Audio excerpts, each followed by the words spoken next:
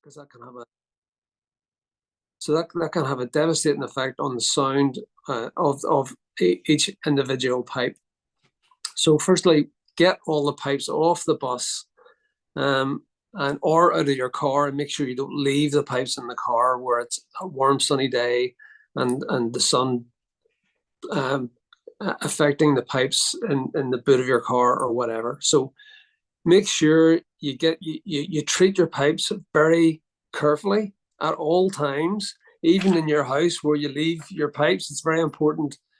I have a place in the house which I know is a cool spot. The sun never gets to it. I know it's the best place for me to store the pipes in the house. And that's very important. And I want everybody, I'm very, very much up to everybody doing exactly the same thing. So you arrive at the competition, you've left your pipes out, you've made sure they've not been affected by either high temperatures or rain or whatever. So 2 hours before we play in the competition, I get everybody to take the chanters out of a dry stock. We would all have our chanters in a dry stock, put them into the bag of the pipes and play the pipes for 3 or 4 minutes, just through one full 6/8, and tune the pipes up just that everybody gets a level of moisture within their pipes. This is 2 hours before we play. And what I don't want anybody to do is mess with the reed. And we'll go into that in a bit more detail later on. You just don't touch your reed, you don't suck your reed, you don't wet your reed, you don't squeeze your reed. You just take it out of the stock, you put it in your pipes, and you play it. I'm always very, very strict on people not messing with their reeds. So if there's going to be somebody messing with the reed, it's going to be me, and then I'll know what effect that's going to have on the sound of the individual pipe on the day of the competition. So we've done that 2 hours before we get to the competition. We will play the pipes for 3 to 4 minutes, and then leave them back in the bus in the shade, ensuring that nobody's pipes are sitting and the sun's shining on them, if there is sun on the day of the competition. So make sure they're all kept in the shade. And a lot of the bands over here would have gazebos at competitions where you will have a shaded area where you can leave your pipes.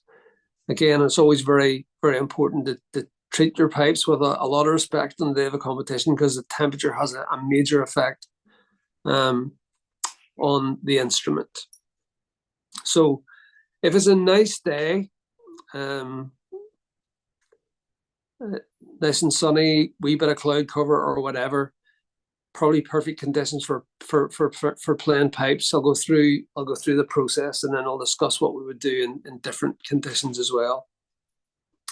So the first thing we would go after we've played the pipes for 2 hours before, and then leave them down to allow a bit of moisture to get into the reeds. So everybody's done the same thing.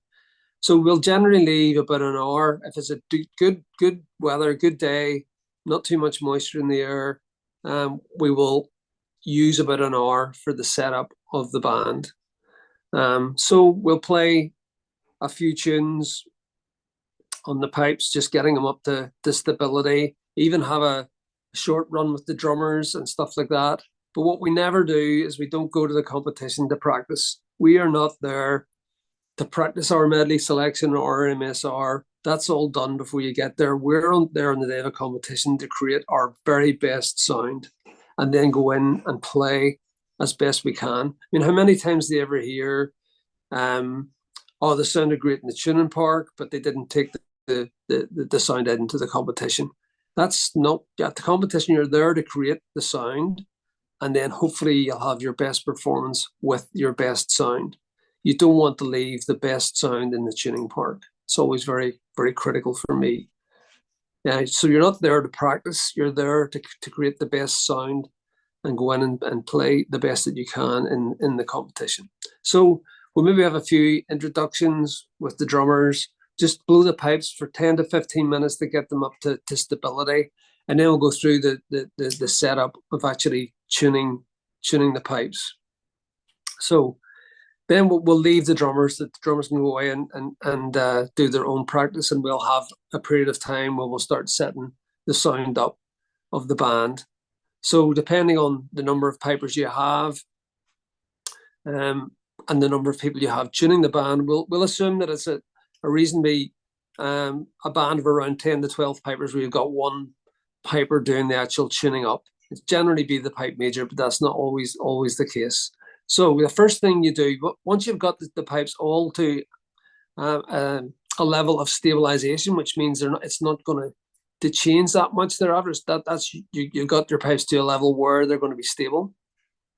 So firstly, and don't forget the very important point, if you're going to tune from pipe major for me, I'm going to tune the band up. I need to make sure that my chanter sounds exactly the way I want it to before I start to play. Because I've made the mistake on occasion where you assume that your chanter is correct, and halfway around the band you realize that you've got a flat D or a sharp F, and you've tuned everybody to that. So it's always very important to make sure at the very start of the process that your chanter is in perfect tune with the drones and is the way you want it to sound, and that's the sound that you want to produce with the rest of the pipe core. So that's the first thing. Make sure that your own pipes or the pipes of the person who's going to be tuning the band is in correct tune the way you want it to be.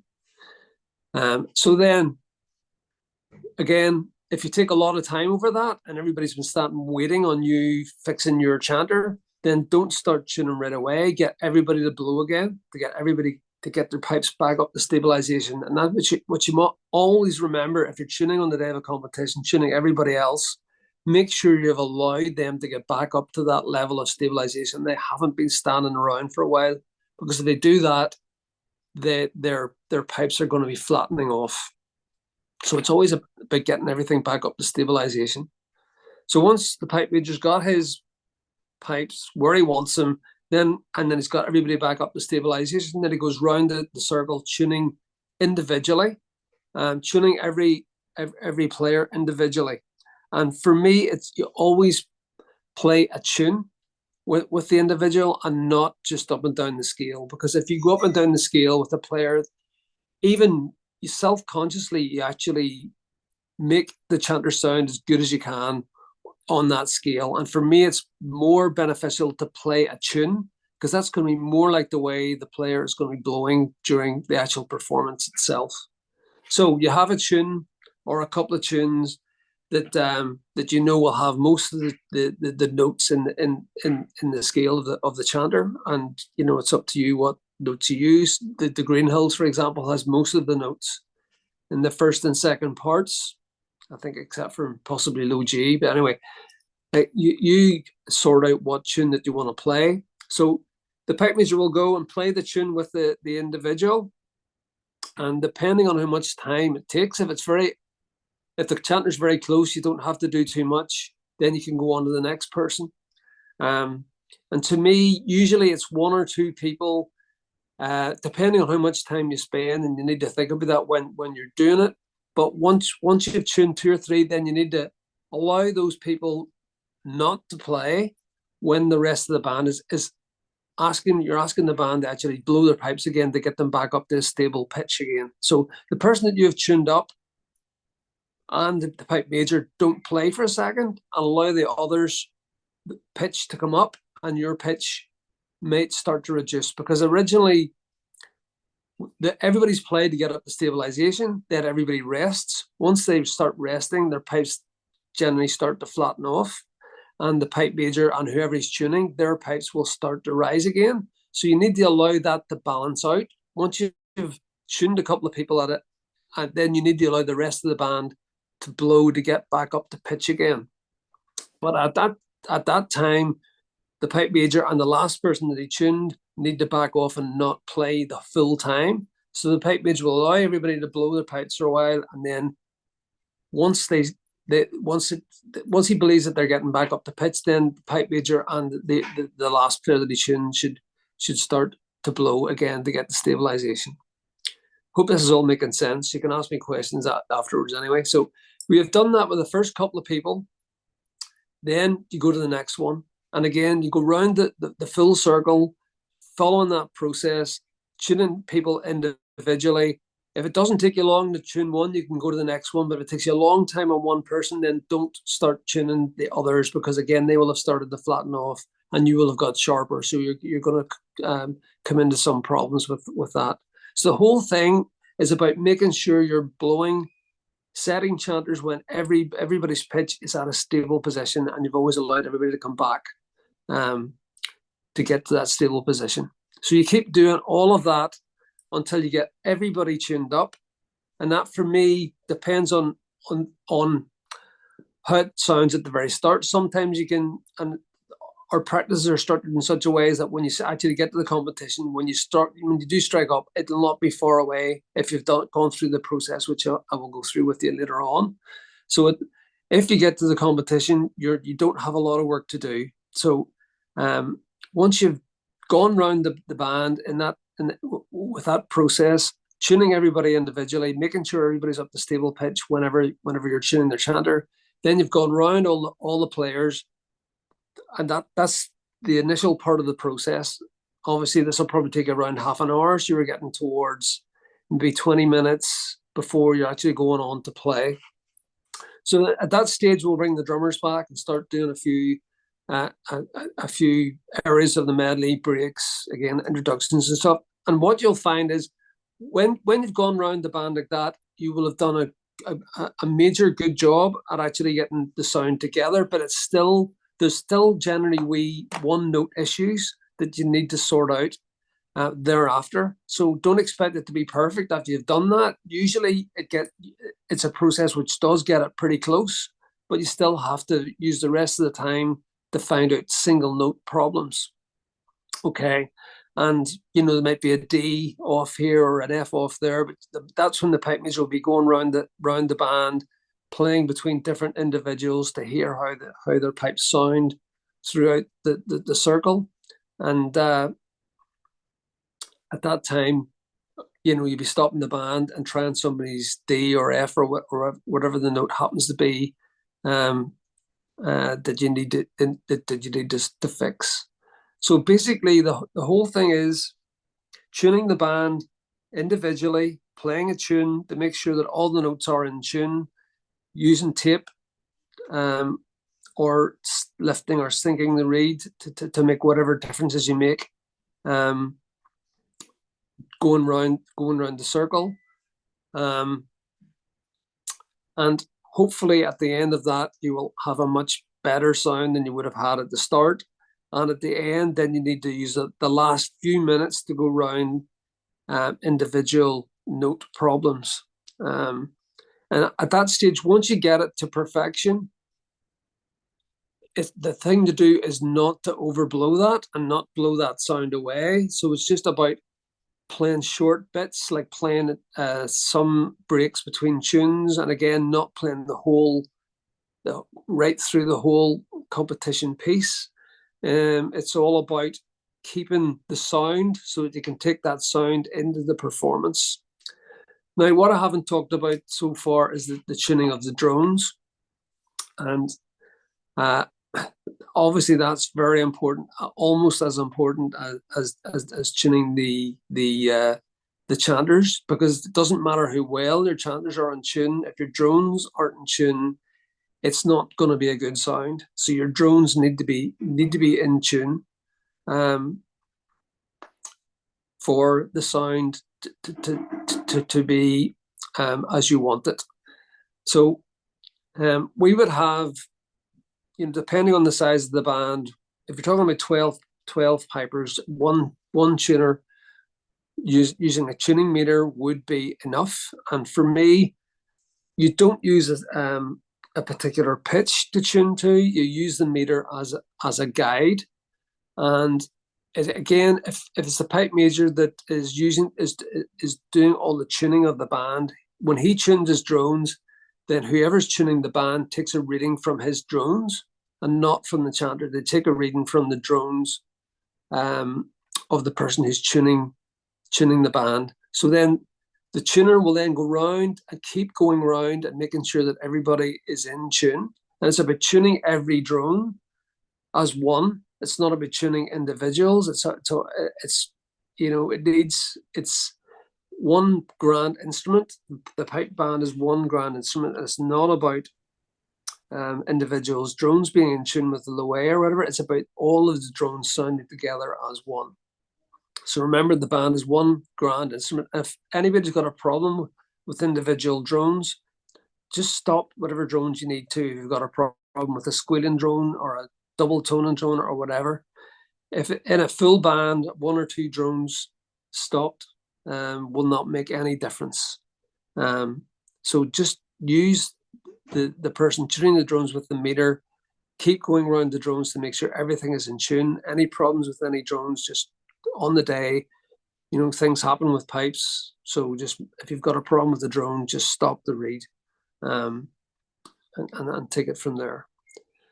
So basically, that's what we do on the day of a competition. I don't know. I hope it came across. I hope you understood exactly what I'm saying. Are there any questions?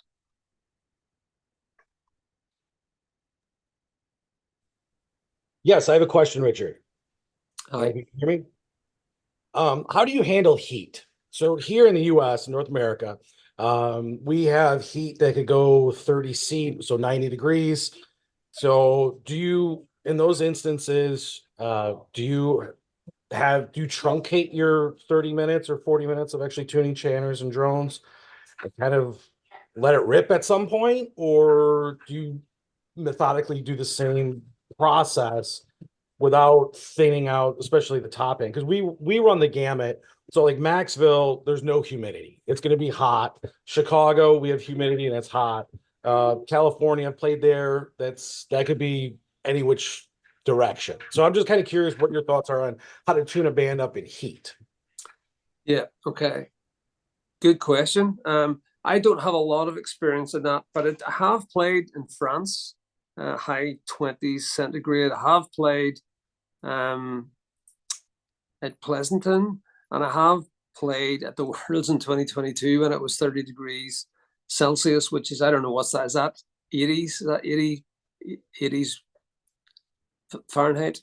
Maybe more than that. It was around 30 degrees at the Worlds. So I think in those situations, we were in a situation where, okay, we had 2 days practice prior to the World. So I thought, we've got to play in those conditions, because if you try to play in the shade, as soon as you go out into the sun, the sound's gonna change right away. Within 1 or 2 tunes of a medley, it's gonna change right away. So basically, the other thing is, which is very important as well, you've got to look at the direction of the sun when you're playing as well. So it's very important. I would always position the band exactly in the position when we're practicing where the sun's going to be. And also, you need to assess the competition arena, if it's in the sun or if it's in the shade. And if it's, let's just assume that it's in the sun. So you've got to play in those conditions. But for me, it would be a much shorter tune-up time, much shorter. And when I go through what we do at band practice, it'll mean that when you actually strike up, there shouldn't be that much work to do. And actually playing in the sun, it will be a much shorter time. The more you blow, the more it's gonna go higher and higher in pitch. The more you actually play. I say I haven't got a lot of experience, but when we practiced for the Worlds in 2022, we realized that and I took advice from people within the band who come from Canada and America, and took advice from them, and they all felt that, yeah, you need to play in those conditions. It's not going to be easy, but you need to play in the position that you're going to be that you're playing in the competition. So if the sun's shining on one side of the band, that side of the band, you're going to have problems with it. And if the other issue is, you'll have the other players playing with the sun on their back. So maybe the sun isn't getting to their chanter, but it is getting to the chanters on the other side of the band. So those are going to be the areas that you're going to need to focus in terms of working on the sound in the area where the sun is actually shining on the player. But for me, it would be a much shorter tune-up time. I would be maximum half an hour, and not even playing for that half an hour, just playing. Even when the players are playing to try and bring their chanters back up the pitch, let them stand with their back to the sun. But then when you're playing in the circle, obviously the sun will be actually on the chanters. I don't know if that helps much, but there's certainly be a much shorter tuning time. The same for a rainy day, which you don't maybe get much over there. But if it's a really day with heavy rain, then they get 15 minutes. Because you're never going to get the chanters bang on in tune on a really rainy day. So it's really about keeping the drones in tune, and the drones. If you can get the drones in tune and get the best you can from the chanters, that's going to be a better sound than spending hours trying to tune the chanters and then the drones are off by the time you're going on. That's for a wet day, but for a warm day, again, it will be a much shortened tune-up time. Stand in the position where the sun's going to be in the competition, and all the work that you're going to have to do is going to be around hopefully it's going to be around the area where the sun is shining on the chanters rather than on the backs of the players. Any sense in that? Yes. And I was also curious, in tandem with heat, when you set your chanters, and forgive me if I'm going further into the conversation here.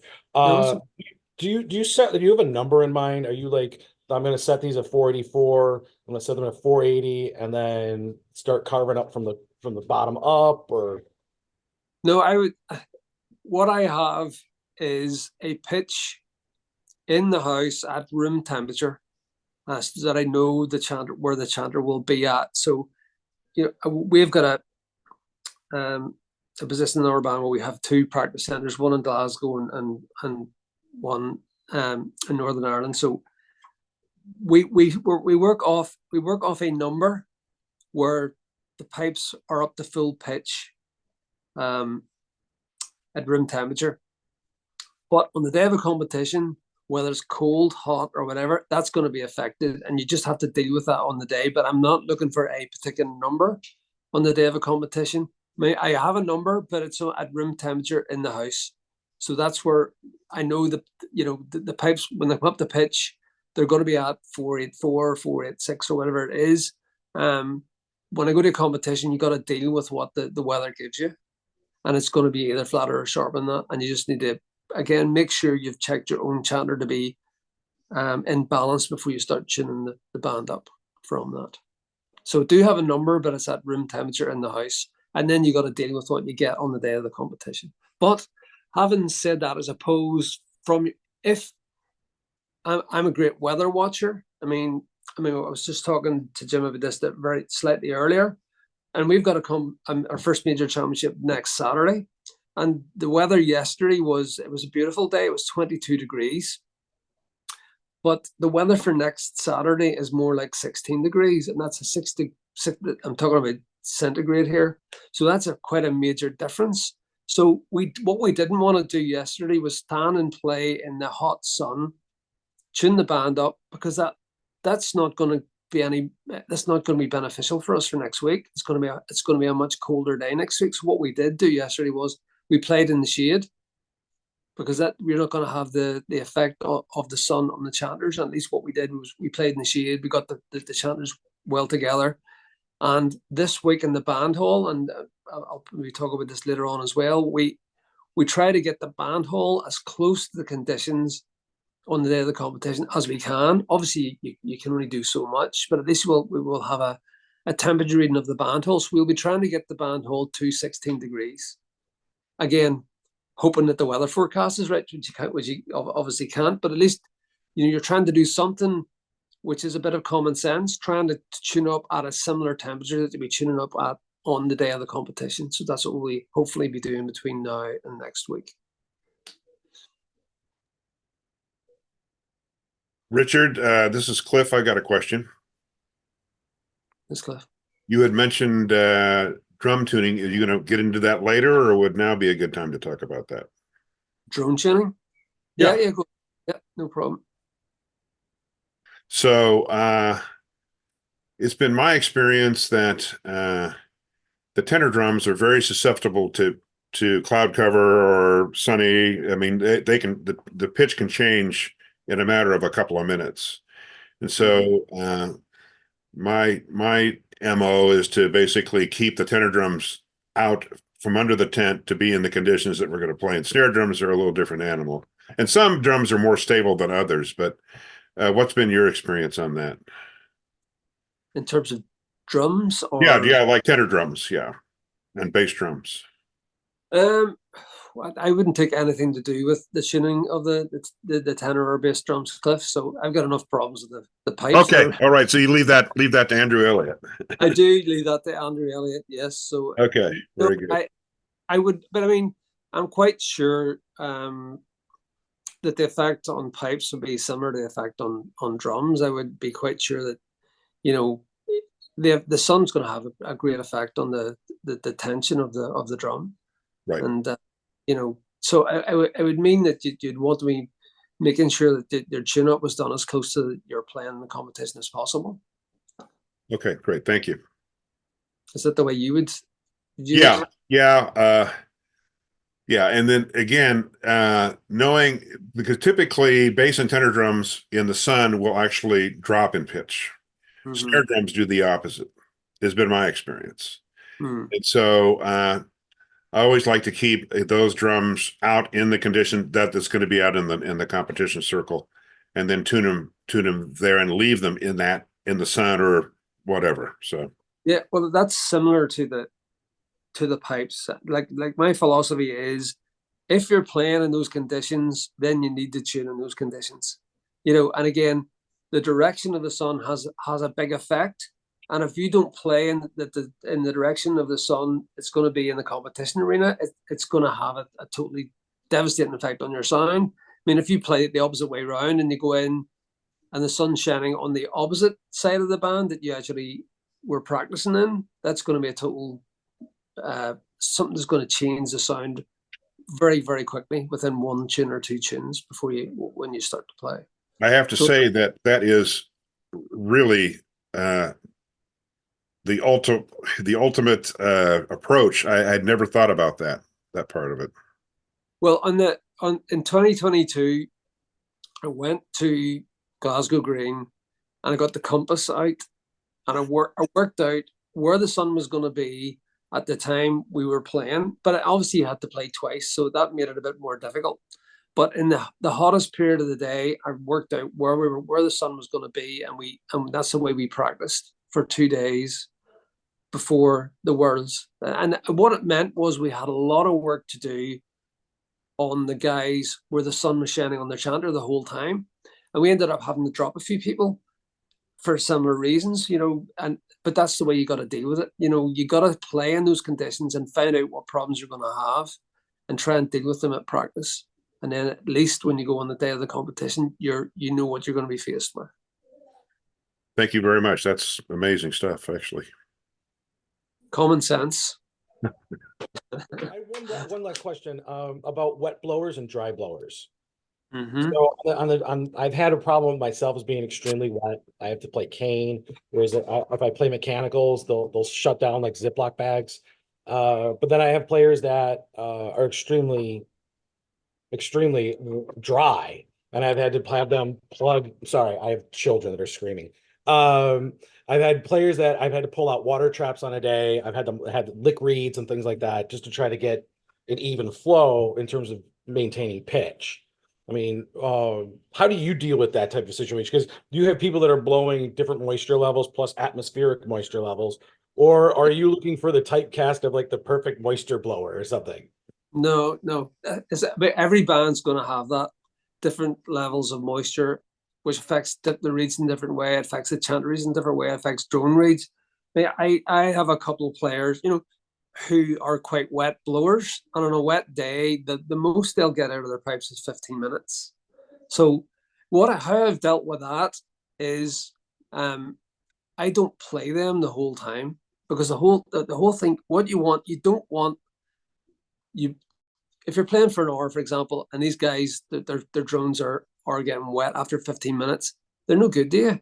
So what you need to do is not let them play the whole time, and let them play for 15 minutes at the end. And obviously they're going to be flat when they come into the band, but allow them to go up the pitch. You know that they're going to take a bit of time to get up the pitch and then have a quick tune of their chanter before they go on. So you're getting the best out of their drones at that time, instead of having them play the whole time, their drones getting wet and knocking off. So I've done that with people. I've had, 2 or 3 people not play at the beginning, and then they do play for the last 20 minutes or so. And don't, so that we know that we're going to get the best out of their drones at that time. I don't use I use a moose valve. I don't use a water trap because I'm quite a dry blower myself.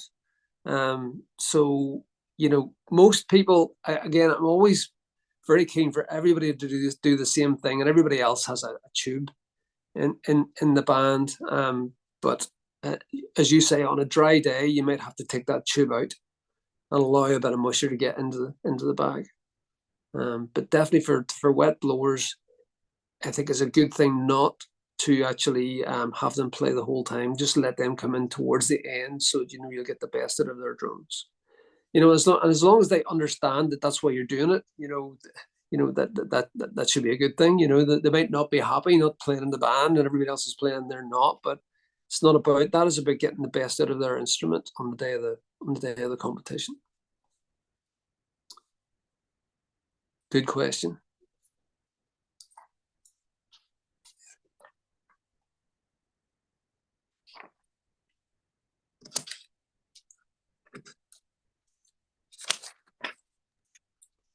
Any other questions of anyone so far? Hey, Jim. I got here a little bit late. I did want to ask something. You guys were just talking about, speaking of children, I got a dog. You're talking about the sun coming out and stuff like that. Did you guys? I was going to ask you, Richard. I listened years ago, or saw an interview with Ryan Canning back when he was pipe major of Shots, and they were asking him, about his time coming up in field marshal, and he said he would always watch you, like try to predict what you were doing when he was a member of the band. I don't know if you know about this or not, but he would try to predict, with the sun and the clouds, when you were going to start having them play and when you weren't. Is that I kind of came in on the conversation about playing the sun and having the band set up is that kind of what you're talking about, or is that a different topic? No, that's the same thing, and it's about the sun has a major effect on sound of drones, sound of chanters, and everything else. And if you need to time your tune up as to what's happening with the sun. If you can see a cloud coming, and it's going to come when you're in the competition, there's no point in tuning up in major sun and then the cloud comes over. So again, but sometimes you can't. You can't control the weather. All you can do is make your best attempt. You can't control what's happening, but at least try and predict what's happening if you can. It hasn't worked all the time for me, but you need to do your best to predict what's happening with the weather if you can. Similar to playing in the same shape that you'll be in the circle when you're practicing outside. Mike, did you have a question? Yeah, I have a question. This is an equipment question. You said at the 2-hour point you have your players pull their chanter out of the dry stock. So, commercially there's another sort of cap available. Is there any difference between sort of this commercial cap where it keeps it at a certain percent humidity or the dry stock? And then the following question is, do you have, during the 2-hour time frame, do you have them pull the chanter out and put it back in the dry stock, or just leave it in the chanter in the bag over? Okay, good question. I have no problem. For me, I would like everybody to do the same thing. And like, I'm old school. I came up before any of these devices were available, and we have tried some. And at the minute, some people in the band do different things, but that's because we have a group of people in the band who are all very experienced. They all know their own instruments, but that's not the case with every band. So and when I started off, I always wanted everybody to do the same thing, and I'm very keen for that. For most bands, it's better that everybody does the same thing. So if one person uses one particular dry stock or whatever it is, or a, you know, a humidity level device, let everybody use it and have it all at the same humidity so that everybody's doing the same thing. So it's always going to be, if everybody does the same thing, it's a good starting point for you. So don't have people wet their reeds or whatever they do. And no, you leave the chanter in the pipes after the 2 hours. The whole reason for that initial blow is to allow some moisture to get into the reed, because that's what's going to be happening while you're getting ready for competition. So at least you're not all starting off with totally dry reeds. You're starting off with some moisture within that reed, and everybody's done the same thing. So when you come together, you've done all the same thing. You've all started off from the same position, and you're all starting from the same position again. So for me, it's about getting some moisture into the reed and allowing the chanter to stay in. Once you put it in the pipes on the day of a competition, it stays in. And the only time it comes out is if you have to adjust the reed.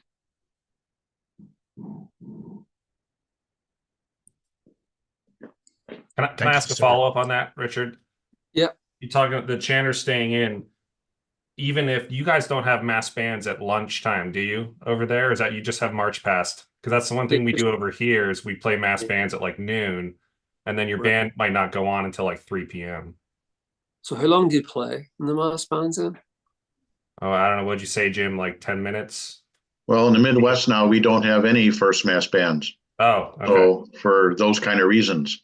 Okay. But typically they'll play onto the park. They'll make some announcements and then they'll play a tune or two and then play off. So maybe 3 or 4 tunes. Okay. Well, if I was in that position, I would put the chanters into the pipes, play the pipes for that performance, and then make sure you dry your drums out after that. But I would still leave the chanters in the stock at that point, because you haven't played really for very long. So it's just a wee bit more than we would have played originally. So it is going to be getting some moisture into the reeds. It's not something I've dealt with, but that's what I would assume would be the best thing to do in that situation. You know, though, Palmer, that raises another point that, again, typically over here, as opposed to the UK, we have morning solo competitions where a piper might play 3 or 4 solo events in the morning. And I know some of them use a whole different set of pipes or different chanter setup.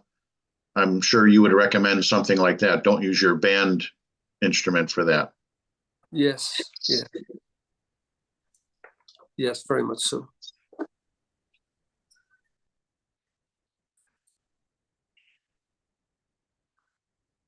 Any other questions on the setup procedure? It's probably things I've forgotten about, and the odd question can jog something in my memory.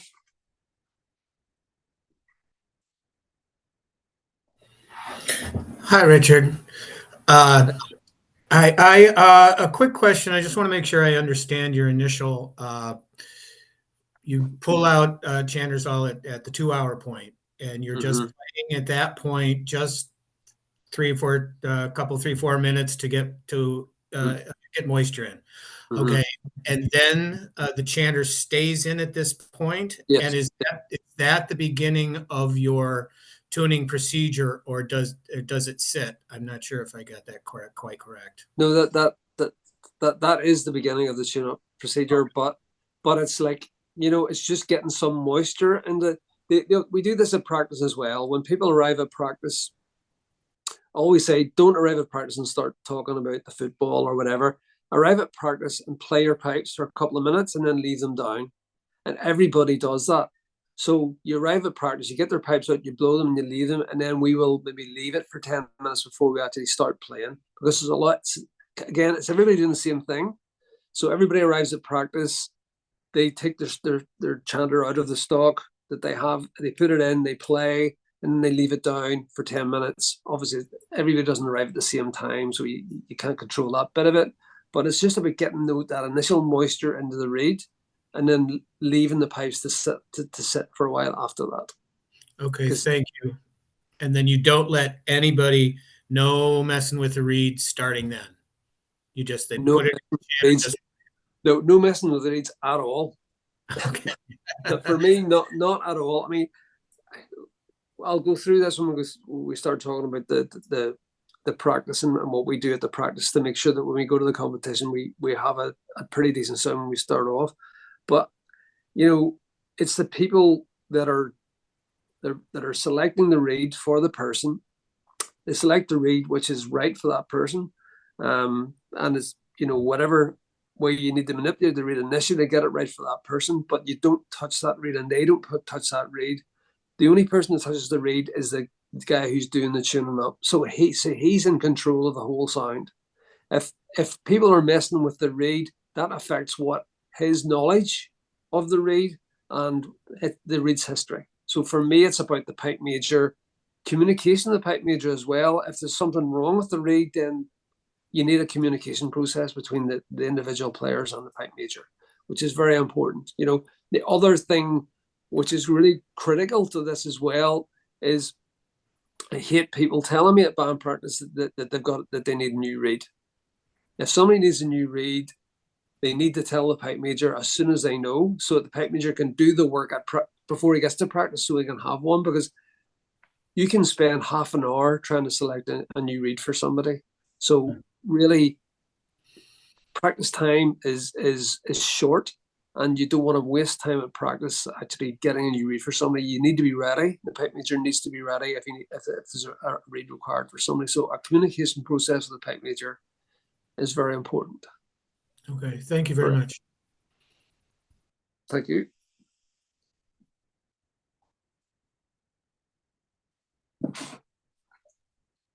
All right, no more questions. I think we can go ahead and move on, Richard. Okay, I'll go through now. Basically, the bits of our band practice strategy, which focuses on sound, which is what we're talking about tonight. So, I mean, I have a presentation on my band practice strategies, and the first bit is improving execution, learning tunes and all that. But that's before we get to the actual sound of the pipes bit. So the sound of the pipes bit, for me, it probably starts maybe for us for the first competition in May, and it'd be similar for yourselves. You'd be talking about January is when you start looking at reads for people and getting new reads for the band. So it's very important to ensure that the pipe major needs to know each player, the weight of reed that they play, how long the reed normally lasts, so that he can select that reed at the right time for that person. So if your competition is in early May, for example, mid-May, for example, if the person is blowing quite an easy reed, which maybe he only gets 2 months out of, then there's no point putting a new reed in January for that person. Leave it until the time where you're ensuring that that person has an optimum reed at the time of the competition. Some of the reeds that are out there at the moment, if you have a really strong reed, a lot of the players in our band with really strong reeds, and they may last for 3 or 4 seasons. So you don't really need to be changing those reeds at any time in that 3 to 4 years, and it's always beneficial to have that. But some of the people who play weaker reeds, then they do start to become non-stable after possibly 3 months, 2 to 3 months. So you need, again, the pipe major needs to know all his players and ensure that they have a reed which is going to be at optimum level at the time of the first competition that they're going to be playing in. So again, for the bagpipe setup, for me, I play probably at this stage of my life probably an easier reed now than I would have played before. So I would have possibly go through 2 reeds in a season. So I will be getting myself a new reed probably around March, April time. And then hopefully that will be at optimum levels by the time the first competition comes around. So again, it's all to do with the pipe major knowing his individual players and knowing when these people get the reed that's going to be right for them in terms of the first competition. And once you've got the practice of the band, as I said, you don't go to the competition to practice. So all the practice of the band is happening around the January, February, March time, where people are trying introductions, getting rid of mistakes, getting the expression right, all the music, getting together the drum corps. And then when it gets to maybe a month before the first competition, then for our band, what we do and what I think is very important for us is to actually go through the whole tune-up procedure at the band hall every practice night. So if you've got 1 or 2 practices a week, once you go to practice, you go through that process that I talked about earlier in terms of setting the chanters, and you start doing that at practice. So you're actually practicing to get to a good level of sound at the end of the night, and then you'll be going through your competition scenario pieces by the end of the night. And again, by the end of the practice night, things are going to be start to be going off at that stage as well. But don't worry about that. If you've gone through the whole procedure of setting and tuning the band up, then the next time you come back, you'll have a wee bit less to do. And then the next time you come back after that, you have a wee bit less to do. So for that month coming up to the first competition, you're going through that procedure at every band practice. So that helps then when you get to the competition, you're actually going through the same thing again. And if you've been watching the weather and trying to make sure that you're trying to tune up within similar conditions as you're going to be faced with on the day of the competition, then that means that the whole process works. So that's basically what we do in terms of the band practice strategy. Selecting of the reeds basically starts in January right through until ensuring that people are going to have reeds that are going to be at optimum level for the competition, and starting to do the whole process of tuning up the band at each practice for a month prior to the competition.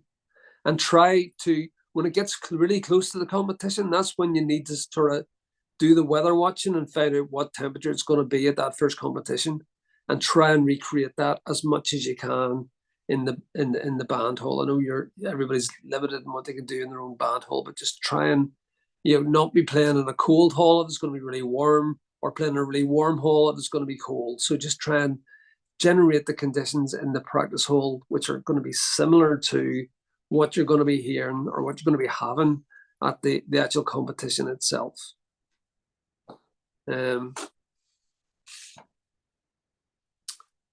So approximately 1 month before the first performance of the season, start working on the sound at every practice. Try and ensure the band has been well tuned at practice. And the less you play on the performance day, that means that you've done all the work at practice prior to getting to the competition. So you're not going to the competition just to do the full tune-up. You're going to the competition, you know that you've done that tune-up procedure for the last month. So you really know when you strike up that it's going to be not too far away. And generally that's the case with us. It's not always what happens, because bagpipes are a strange instrument, as we all know, and things can happen. But if you go through a common sense procedure where you do that at every practice, then when you go to the competition, you take the pipes out of the box and you play, and everybody's done the same thing, and everybody does the same thing at practice, then you go on the day of the competition and hopefully you will have a good place to start from.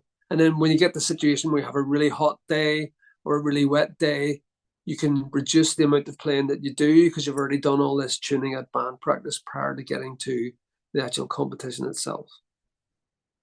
So that's the theory behind band practice strategy, to make sure that you have everybody with a reed at optimum level, and you've done the tune-up procedure in the band hall, and you're not going to the competition to practice, you're going to get your best sound, and that hopefully that will allow you to achieve that good sound on the day of the competition. So just briefly, that's what we do at band practice. And again, I'm always very keen that everybody does the same thing. So if you want to use a specific moisture control system, then everybody does the same thing. Everybody has it set at the same humidity level, and that's a good place to start from. And people don't mess with the reeds. The pipe major does that. Make sure you have a good communication process with your pipe major, and don't go to band practice and tell them you need a new reed, because I'm not happy when somebody does that. I'd rather know 2 days before, so I've got time to actually sort it out. Obviously, sometimes it can happen that somebody's reed breaks down at a band practice. But anyway, generally, good communication with your pipe major. If you're not happy with the reed, so that you don't mess with it, then to try and fix it yourself, allow him to do the work so that he knows the history of that reed, and he's in control of tuning the whole band up. So he needs to know that history within each instrument and within the band. So that's the theory. Richard, do you do the same with drone reeds, where you control issuing the drone reeds as well? No, not really. We've got people in the band that help with drone reeds. Generally, we're playing cane reeds. Not everybody plays cane. Some of the younger guys coming through haven't got any experience with cane, and I'm happy enough that they can play a synthetic setup as long as I'm happy with the sound. But it's really, we will help people with drones, but I just need people that have drones which stay in tune for the full length of the performance, and that they strike in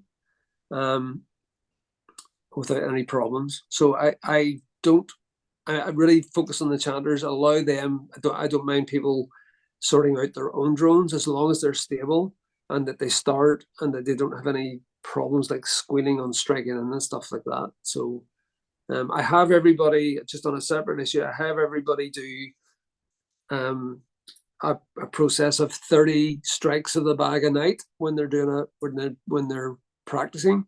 So to make sure that they can strike their bag, they don't have to do a full introduction, but just strike the bag.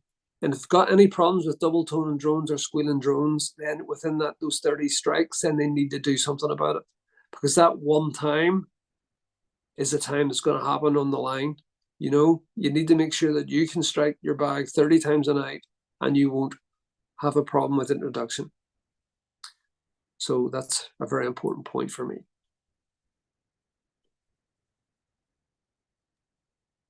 Any other questions from anyone else?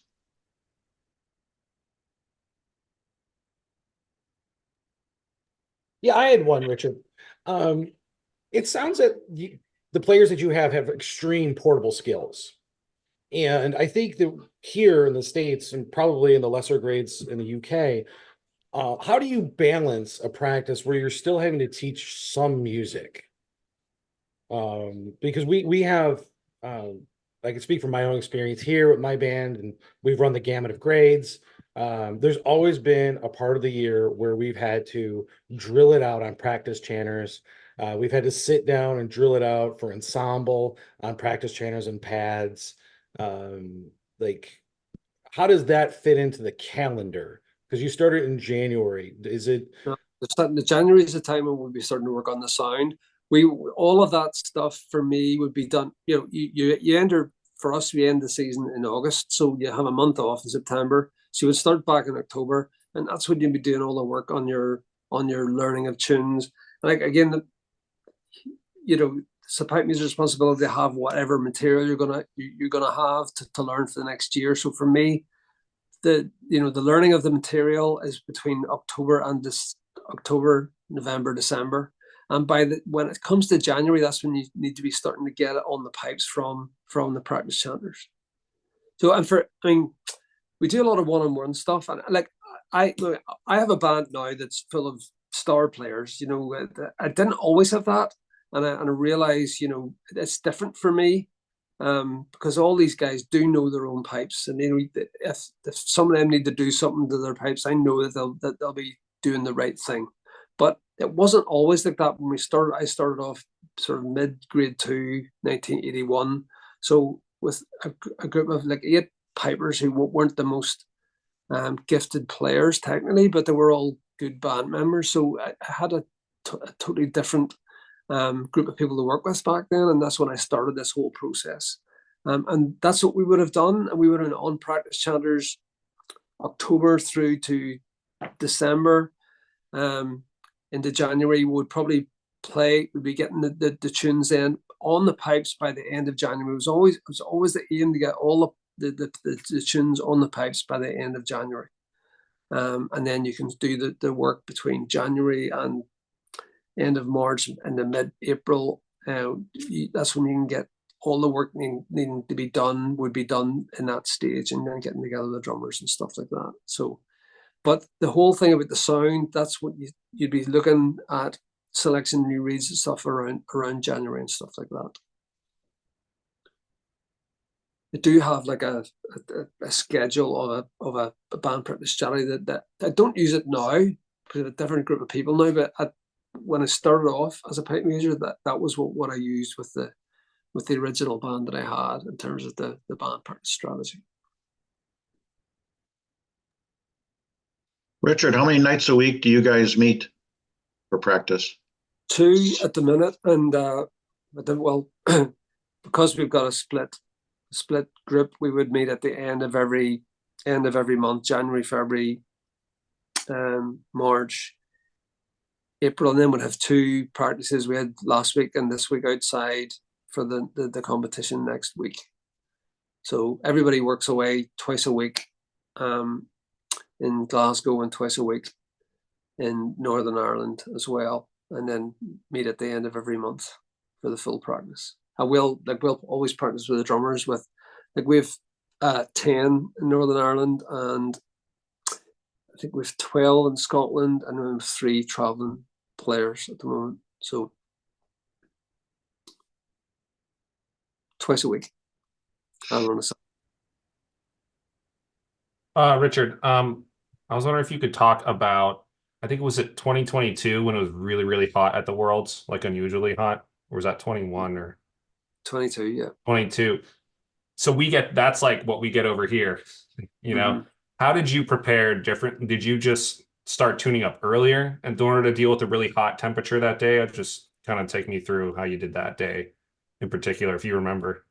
Yeah, well, no, I do remember, and we had the 2 days practice before it at Kelvin Grove Park, and we just decided that we would again make sure that we understood the position the band was going to be standing in on the day of the competition, and made sure that we practiced in that shape on the day of the practice. No, so the sun was actually facing the guys in the band who were going to be faced with the sun on the day of the competition. So we just tuned for 2 days in that scenario, and we had loads of problems on that side of the band, but we just dealt with it as best we could.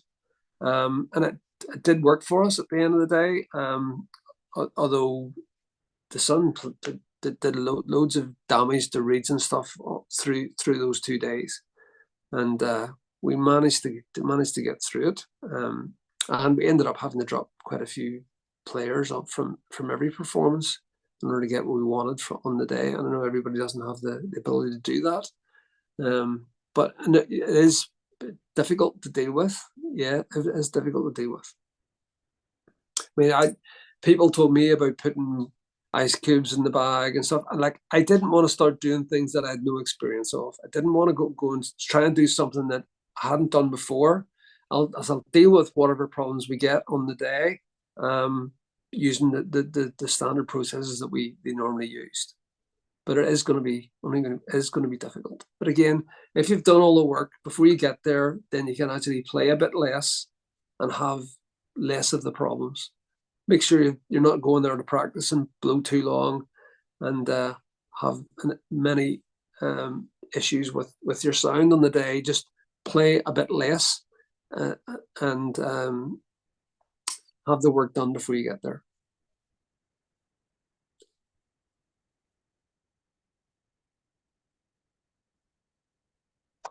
Richard, I have a question for you. Andrew Hoineke here. Good to see you. Thanks for all the wisdom today. You were mentioning about the timeline in response to I think it was Lynch's question, about like when to get onto bagpipes and that sort of thing. And you were talking about when the work is done with chanters and all that sort of stuff, getting the music on board for the band. What is your timeline for making musical decisions for the band over the course? I mean, obviously, you've got people who can sight read, and onboard things very, very quickly. But of course, you've been everywhere to see everything. What would you recommend in terms of when the musical decisions need to be made, when they need to be locked up, and that sort of thing? Because that's part of all this strategy and timeline as well, eh? No, that's a very, very good question. For me though, being a pipe major is a difficult job, and one that the musicality is major part of it. And for me, the pipe major should always be listening for ideas, musical ideas, all times, all through the year, not just and coming to the end of the season. Okay, we need a new melody next year. No, you should have a group of tunes ready to go by the end of the season, so that the drummers they need the material early. There's no point in giving drummers new tunes in February, March. It's not fair. Everybody needs to the music needs to be finalized before Christmas. For me, there's no question about that. But the pipe major should always have a load of ideas. I've got a file in my computer where people have sent me tunes, and I've got loads of tunes sitting there that I've not used, and I may use them next year. We're using a tune this year that we've had for a few years. So it's like you're never going to use all the tunes you get. They're not going to please everybody. But for me, the musical decisions need to be made prior to Christmas. But the pipe major should always be looking for new ideas, new music. Not just the pipe major, the lead drummer as well. Everybody within the band should be contributing to that. I mean, I always ask people, any ideas, send them to me. It doesn't mean that we'll play it this year, but we might play it at some stage. So for me, it's very important. The timeline needs to be, it's not always the case. I mean, you may come up, find a really excellent tune. I mean, we'll talk about the hard drive.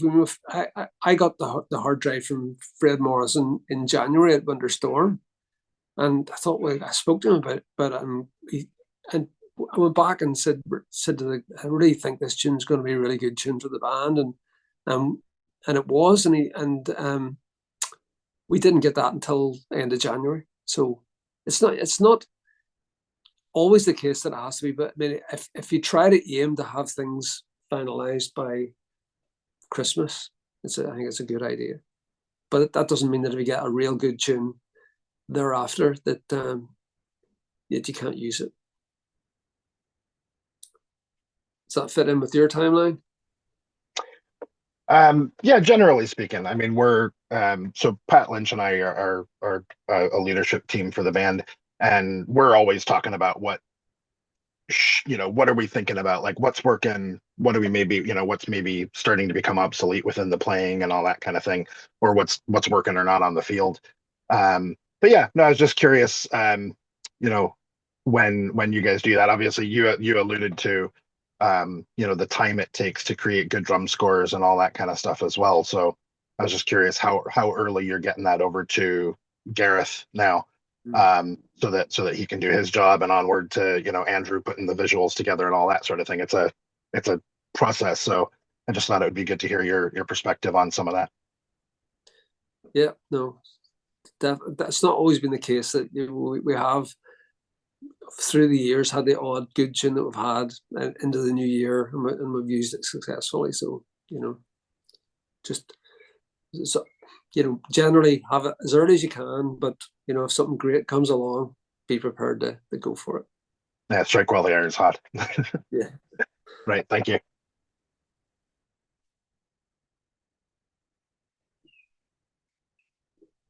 Anyone else have any questions for Richard?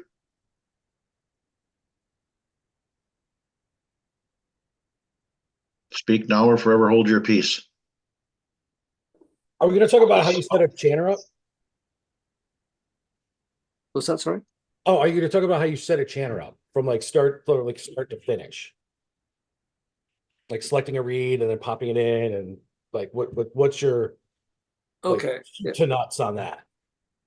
Okay. Well, okay. I try to select reads for a few people within the band, except the ones that are really strong. I can't do that. But for my own read, when I'm selecting a read, I select it from high A. I need to have a good high A to start with, because generally, if you don't have a good high A to start with, it doesn't really develop. But if you, for me, I like to have a little crow in the high A, but not, a musical crow. For me, it's not just the straight note is the best note. It's a slight crow is a word that I would use in high A. But if you've got that, then I would take the rate. Even then, if the rest of the chanter maybe needs a bit of tape on it, then you can work with that. If you can get that good high A to start off with, and generally you put it in the chanter and you play it for 10-15 minutes. And the reads that we would play on the first night you play them, they will get quite high, they go quite high pitched when you play them. But what happens I would leave the chanter in for maybe half an hour or so, play it for 10-15 minutes, leave it in the pipes, and then come back half an hour later and try it again. You'll generally find that it will have flattened off a bit and be closer to where you're going to want to that's going to be closer to the pitch that it's going to end up at. And that's when I would start tuning. I wouldn't tune to the drones until I'd played it for a couple of days and it had started to settle down a bit. Obviously, you would get it as best in tune as you can, but the first couple of days, it generally will start to be a bit too high pitched before it starts to flatten off. But usually the reads that I use start off from a good high A, and then check the rest of the balance and use tape on the rest of the note. Generally, I would have tape on all the notes of the chanter. Not necessarily a lot, but sometimes not on the note at all, but be ready to go with the tape on the chanter. One of the things I've noticed is that I have a hard time getting players to blow high G properly. And you guys have always had an immaculate high G. So I've had guys that will underblow that thing and it just sounds sour. I've had rarely do I have somebody that overblows it. If they do overblow it, they're blowing like this anyhow. And I try to get them on gauges, but sometimes that's of no avail. It's not fixing the problem. So when you're in that process, do you focus in on high G and like how it can be pushed? It's the same thing with for example, D. Like sometimes you'll put like a reed in there and you can kind of waver it a little bit. Are those reject reeds at that point? Like in the process of like scaling down to getting to one that you're going to spend time on, like how do you? It's a twofold question: the high G part, and then also what's your process on like getting rid of the reeds and then focusing on the one you want to work on. Oh, right. What I do a lot of when I'm tuning the band up, and you'll generally find when you tune the band up, your high G might start off perfect, but starts to go flat as you go around the band, right? So I would always fix that. So every time that I'm tuning, I make sure that the high G is right. So if I've gone around half the band and my high G is starting to flatten off, that means I'm going to be tuning half the band with flat high Gs. So you, as the individual, when you're tuning the band up, always make sure you're making any adjustments to yours as you go around the circle. Okay. And what I do with individuals that have issues with blowing, I would generally do one-on-ones with them. So I would bring them to the house and actually go through and let them understand how their blowing is affecting very different notes and let them see what's happening on a one-to-one basis rather than in a band, because people can not hide in a band, but it's very, things can happen in a band that you think you can get away with, but they can't get away with those on a one-to-one with the pipe major. And that's when you can maybe get them to try and improve. I know it's difficult blowing wise to get people to improve blowing, but you know, it's a whole thing about the arm acting like a spring in, and you blow with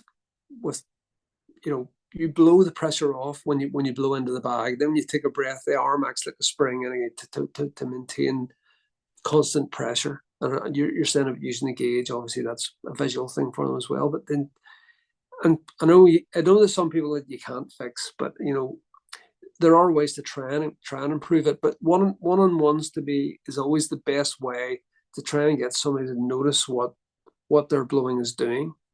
And high G, when you're tuning the high G, make sure that you fix yours if it starts to go flat when you're actually tuning up the band round the circle.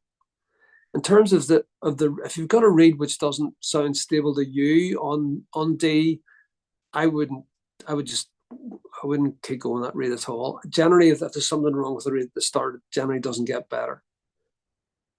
Try and get a reed initially that sounds solid to you on the various notes.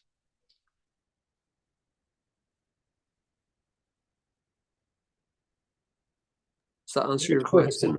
Perfect sense. Thank you.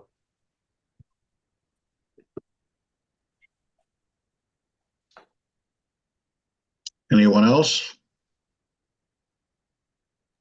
Richard, do you have a political answer on your thoughts on Mylar on the bag cover? Oh, is that the stuff that the Scottish Power uses? Silver stuff, yeah. Have you ever tried it? Do you know? I mean, I'm just curious what you. I can see the benefits of it, but I've never used it, and I don't see the reason to use it for myself. It's not so. I've been through a lot of different things in my pipe band career, but it's not something that I want to do. I can see that it might benefit in terms of deflecting sun away from the chanter reed. Maybe if we were playing in conditions like you're talking about all the time, then possibly, but we don't get conditions like that very often. So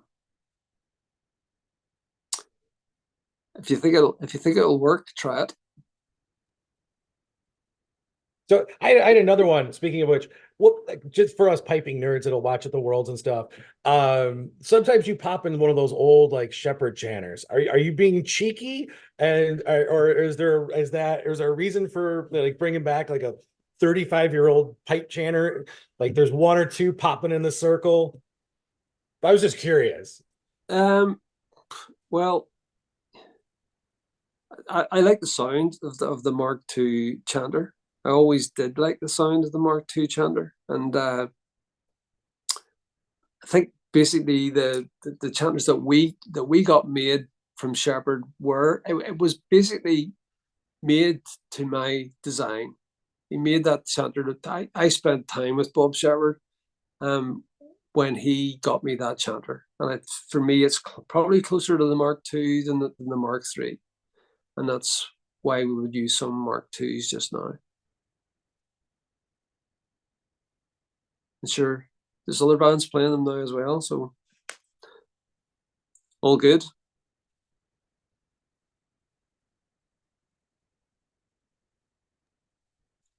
Well, in the essence of time, Richard, do you have any final thoughts or?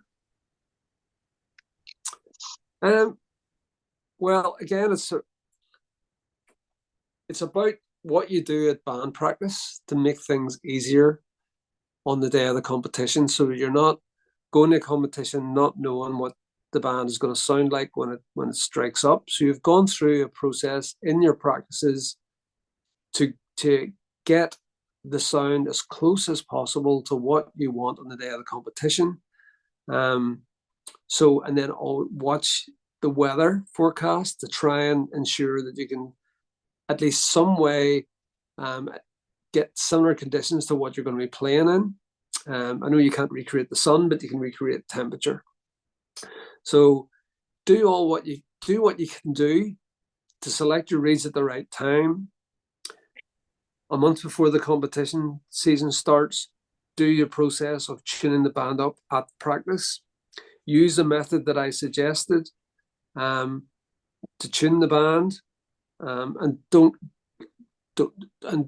worry at the end of the practice that everything's starting to get wet and things are starting to go off. Don't worry about that, because when you come back to the next practice, at least you've gone through the setup procedure, and the next time you come back, you should have a bit less to do. The next practice, and then when you go to competition, you've timed everything right, and when you strike up, you don't have a lot of work to do. So if you've got really bad conditions, either hot, sun, or rain, you know that when you strike up, your sound's not going to be too far away from where you want it to be, and then you can reduce the amount of things that you have to do on a day of a competition, instead of just going to the competition not knowing how this band's going to sound when you strike up. You've done the work before you get there, and hopefully when you strike up out of the box, everybody's done the same thing as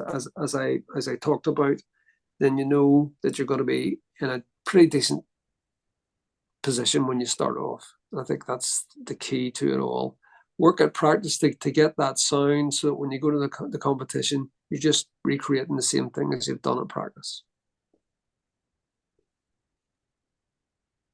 Well, again, I can't thank you enough, Richard, for taking some time to spend with us here.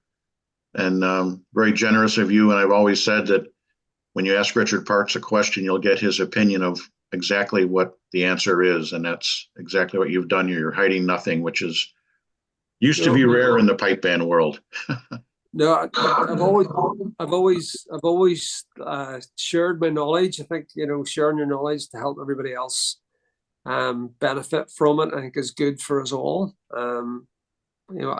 Knowledge was shared by other people towards me, and I think it's always good to do that. I don't like to keep secrets. I like to tell it as it is, help other people. Yep, and you do what you speak, so that's great. Thank you all for coming to the call today. I think it was time very, very well spent for everyone. And I want to thank you again, Richard, and all the best to you and the band this season. Thanks very much, Jim. Say hi to Ruth for us. Well, indeed. No problem. Thank you. See ya. Okay. Thank you, everyone. Thank you. Thanks, Richard. Thanks, Jim. This has been fantastic. Thank you, Richard. Thanks, Cliff. Thank you. Thanks.